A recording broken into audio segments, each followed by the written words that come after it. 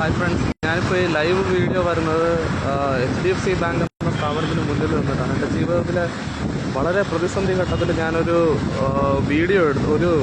Loan എടുത്തു HDFC ബാങ്കിൽ. പല തവണ അവർ മൾട്ടിപ്പിൾ EMI പിടിക്കുന്നുണ്ടായിരുന്നു. ഞാൻ ഇത് അവരെ ബാങ്കിനെ ഇൻഫോം ചെയ്തിട്ടും അവരുടെ ഭാഗത്തുനിന്ന് യാതൊരുവിധ നടപടികളും ഉണ്ടായില്ല.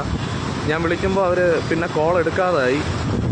അവർക്ക് അങ്ങോട്ട് പൈസ കിട്ടാനുണ്ടെങ്കിൽ മാത്രമേ എൻ്റെ ജീവിതത്തിൽ എനിക്കിനി എന്ത് സംഭവിച്ചാലും HDFC ബാങ്കും ഈ വഴുതക്കാടുള്ള സ്ഥാപനം HDFC ബാങ്കും ഇതിൻ്റെ ഒഫീഷ്യൽസും മാത്രമായിരിക്കും ഉത്തരവാദികൾ.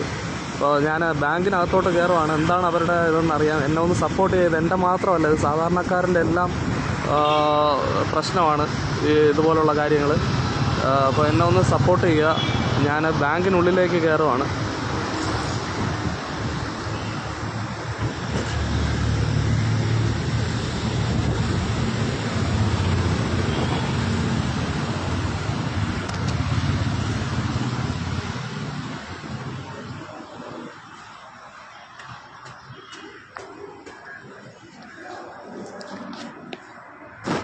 ഹോം ലോൺ സെക്ഷൻ അല്ല, മറ്റേ ശിവമാസം രണ്ടാം ഫ്ലോർ. മറ്റേ റിക്കവറി ചെയ്ത് കോൾ ചെയ്യുന്നതൊക്കെ അവിടെ നിന്നല്ലേ? പൈസ കോൾ ചെയ്യുന്നതൊക്കെ അവിടെ നിന്നായിരിക്കില്ലേ?